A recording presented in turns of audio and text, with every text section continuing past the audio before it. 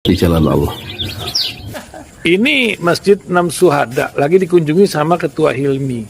Modal awalnya berapa Pak Yudi Pramuko? 750.000 rupiah aja. Jadi ini 500 jutaan nih barang. Sekarang udah habis 310. Masya Allah, tuh udah pakai keramik, plafonnya tinggal. Granit tuh kayak marmer. Tuh, Masya Allah nih, sampai juga kita ke sini.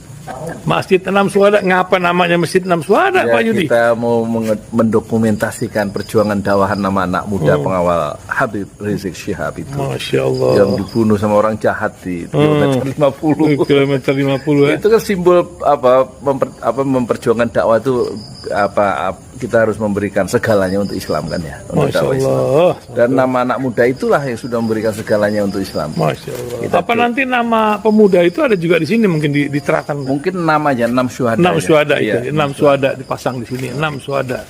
Beb Ali, apa yang dikomentarin dari ini semua, Beb Ali? Masya Allah, luar biasa. Dari uang 700.000, kalau pengen ternyata bisa.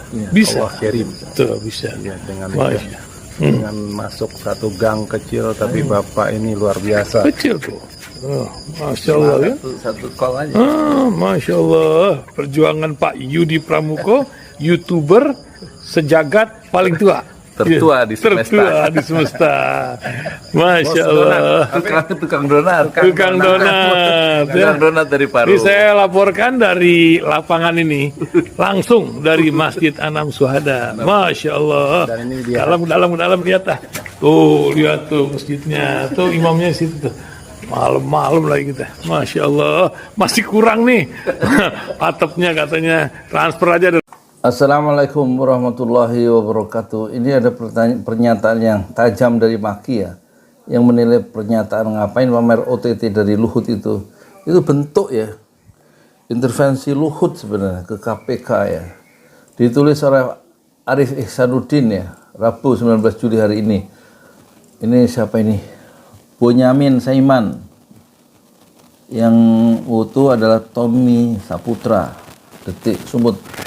Masyarakat anti korupsi Indonesia makin menyoroti pernyataan Menko Maritim dan Investasi Luhut Binsar Panjaitan mengenai alasan mengapa terus-menerus memamerkan operasi tangkap tangan OTT dalam kasus korupsi.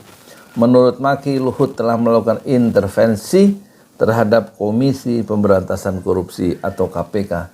Maki menanggapi pernyataan Pak Luhut sangat menyayangkan dan kecewa dengan sikap Pak Luhut yang merupakan bentuk intervensi terhadap KPK, ucap koordinator Maki Bonyamin Saiman saat dihubungi Selasa 18 Juli 2023. Meski KPK berada di bawah otoritas eksekutif berdasarkan undang-undang, Maki mengingatkan bahwa KPK harus bekerja secara independen. Walaupun berada di bawah otoritas eksekutif menurut undang-undang baru, namun tindakan KPK tetap independen, termasuk dalam hal operasi tangkap tangan. Oleh karena itu saya membela KPK yang melaksanakan OTT katanya. Ini memang Luhut bikin ini lagi ya, bikin masalah lagi ucapannya itu.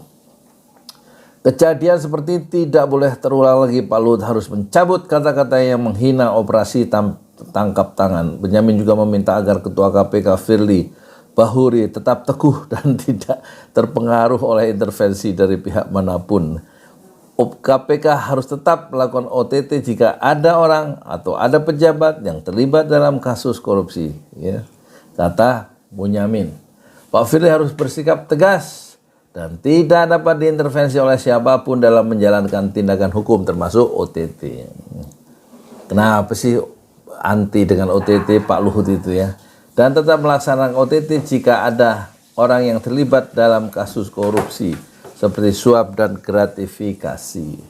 Maki juga meminta agar Presiden Joko Widodo menegur Luhut karena dianggap melakukan intervensi terhadap kinerja atau terhadap kerja Komisi Pemberantasan KPK. Menurut Maki, koordinator KPK seharusnya dilakukan oleh Menko, ya, Polhukam Mahfud MD. Saya meminta kepada Presiden Jokowi untuk menegur Pak Luhut agar tidak mengulangi dan mengklarifikasi pernyataan yang menghina OTT yang dilakukan oleh KPK katanya. Jika pemerintah perlu berkoordinasi dengan KPK, itu adalah tugas Menko Polhukam. Pak Mahfud, bukan Pak Luhut. Pak Luhut kan Menteri Menko ini, Marifest ya, investasi dan maritim ya. Kita harus saling menghormati peran masing-masing, jangan seperti itu tambahnya. Sebelumnya Luhut berbicara mengenai OTT yang dilakukan oleh KPK lalu berpendapat bahwa semakin sedikit OTT yang dilakukan menandakan bahwa kinerja KPK semakin baik. Lah maling-maling itu banyak Kalau makin sedikit banyak maling-maling yang kabur dong. Ya, sengaja nggak ditangkap ya. Kalau tidak ada OTT malah lebih baik. Itu berarti upaya pencegahannya lebih efektif, kata Luhut di KPK Jakarta Selatan pada Selasa. Persoalannya malingnya itu juga lebih canggih dibanding petugas hukum ya kan, aparat hukum kita. Ya, ada yang bilang dulu kalau nggak ketangkep tuh sebenarnya yang ketangkep OTT itu sebenarnya lagi sial aja. Banyak yang lolos kata siapa? Kalau nggak salah kata Pak Mahfud juga itu. Jadi ini negeri para maling ya, jadi harus cepat ditangkep-tangkepin itu. Bukan terus malah nggak. Ya kalau udah ketahuan bisa ditangkap oleh OTT, tangkep, jangan terus gara-gara ikut ucapan Luhut terus ragu-ragu ya. Kalau tidak ada OTT malah lebih baik, itu berarti upaya pencegahannya lebih efektif. Ya, belum tentu ya. Pencegahannya efektif, tapi kalau maling kan dia bergerak juga secara dinamis ya, dengan teknologi dan satu cara-cara yang baru secara kreatif untuk memperkaya diri, memperkaya kelompoknya, memperkaya perusahaannya, memperkaya kliknya, memperkaya oligarki sendiri ya kan.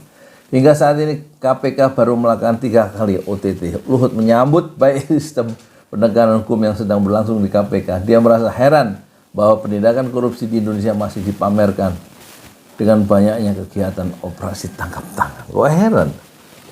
Justru harus dipamerkan supaya ada shock terapi ya.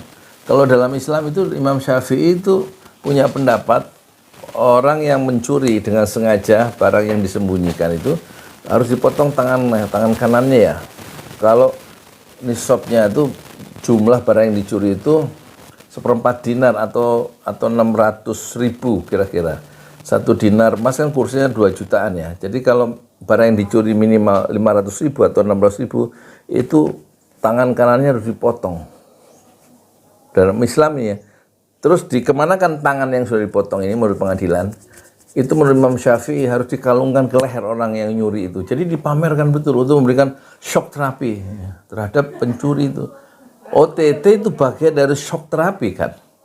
Terus di konferensi pers kan ya, harusnya malah dipajang, jangan dibalik begitu, punggungnya di depan, di belakang kamera. Harusnya justru wajahnya harus madep semua ke wajah ke wartawan, harusnya begitu.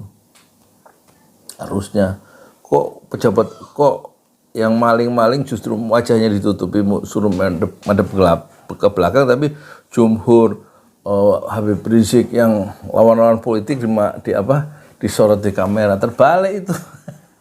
Kalau pejuang-pejuang politik itu nggak pernah kapok karena dia keyakinan politik yang diperjuangkan bukan nyuri uang tapi menggedor kekuasaan yang zalim, kebijakan yang sewenang-wenang itu yang dilawan dan kemudian dipukul balik oleh kekuasaan terus dipenjara dengan segala macam cara kan. Tapi kalau maling itu dia orang jahat ya. Bukan ingin memperbaiki negeri, merusak negeri dengan mengambil uang yang bukan miliknya. Kok waktu konferensi pers malah dibalik gitu. Harusnya ditampakkan di kamera supaya dia malu. Kalau pejuang politik malah nggak malu, justru itu satu poin bahwa dia orang yang betul-betul ditakuti oleh lawan politiknya dan dia bangga dengan perjuangan politiknya, ada proud gitu. Dan dia melawan kekuasaan yang zalim. Terbalik memang nih, harusnya kalau menurut Imam Syafi'i yang dianut oleh sebagian besar umat Islam, itu kata Imam Syafi'i tangan pencuri itu harus dikalungkan di lehernya. Jadi harusnya malah dipotong tangan, bukan hanya ditangkap OTT, dipotong tangannya menurut keputusan pengadilan orang yang mencuri itu. Sampai miliaran itu. Seharusnya kita tidak perlu sering melakukan OTT. Apa kita bangga melihat OTT seperti itu? OTT dengan jumlah 50 juta, 100 juta. Kita tidak pernah menghitung berapa jumlah uang yang mereka selamatkan dalam triliunan jelas Luhut. Pencegah nggak sampai 50 juta, bermiliar-miliar itu. Ya kan, secara khusus Luhut juga memberikan pujian terhadap kinerja Deputi, penegakan, pencegahan dan monitoring KPK. Pahala Nainggolan, dia mengapresiasi sistem pencegahan yang telah disusun oleh Pahala di KPK. Pahala bekerja sama dengan saya melaporkan kepada Presiden bahwa Pahala dan Firly bekerja dengan sangat baik dan patut dianjungi jempol menurut saya mereka melakukan pekerjaan yang baik, ujar Luhut. Ya setelah dipuji-puji kemudian mengeluarkan pandangan yang mengecewakan civil society dan orang-orang yang bekerja yang bebas seperti Maki ini untuk memberantas korupsi.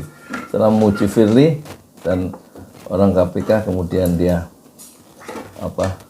melemahkan KPK dalam perspektif Maki, sehingga dia minta supaya Presiden menegur Luhut Binsar Panjaitan yang ngomong sembarangan. Assalamualaikum warahmatullahi wabarakatuh.